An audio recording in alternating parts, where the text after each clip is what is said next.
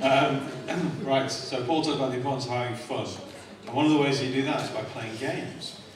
But our next speaker is maybe going to tell us about other things you can do when you're playing games. I'm sure we'll find out in a moment. If we welcome to the stage Hwa Young, who's going to tell us about Games for Change.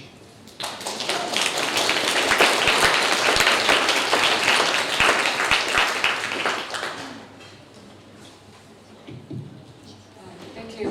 I just want to clarify, this is not Games for Change that I'm talking about, it's one particular game that might change. Right. This is the game I'm talking about. It's called Probationary, and it's about being on probation. This is not the period before you get a full contract, by the way. So I was asked to make a game. No, I was asked to make an art piece about what it's like to be on probation. I have no experience of this, so I went to Google, did an image search. This is how I start off any sort of research. It's not very helpful, so luckily I had men on probation and their probation officers to help me with this, so this is what I did. The reason I used a game is because I think board games give you a point of view of life. Like this one's called The Mansion of Happiness.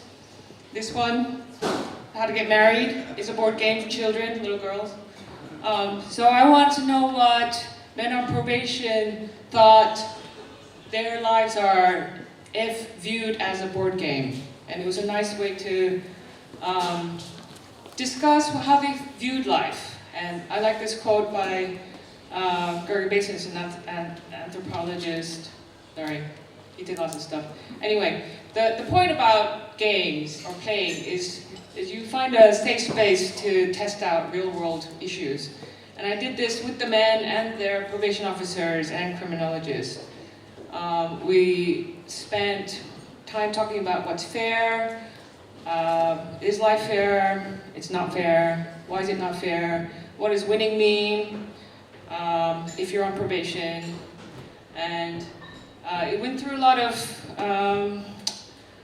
discussions. It was a series of negotiations where I tried to get people to understand that they're in a system and it's a shit system, but that doesn't mean you can't change the system. That's why I have this Ice-T quote. We went through making it and then turning it into a prototype with lots of 3D printed stuff where we talked about what the tokens should be and how the aspects of the gameplay could be turned into a realistic product, which is this. I think it was nice for everyone involved to be a part of this process, because art in prisons usually tend to focus on rehabilitation for the individual and dissidents, whereas this project tried to get a system view of the criminal justice system.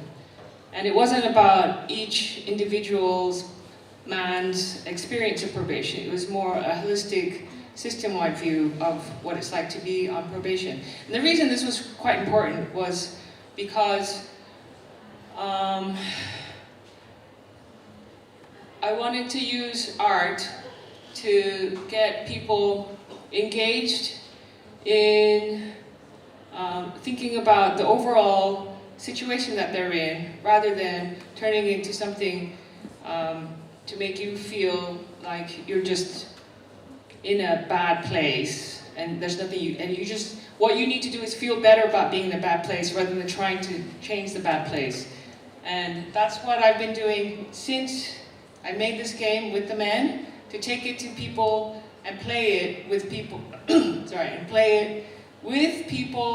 who have more power than they do. So I've taken it to this is a Tate Exchange, criminology conferences, art, design, games, lots of different disciplines for people who are not just in the criminal justice system, so they have more empathy around this, but equally trying to take it to people within the criminal justice system, such as the Prison and Probation Ombudsman or the Ministry of Justice Probation Policy Team, so that this sort of shared game playing and empathy could have some real-world impact into how probation policy is shaped, or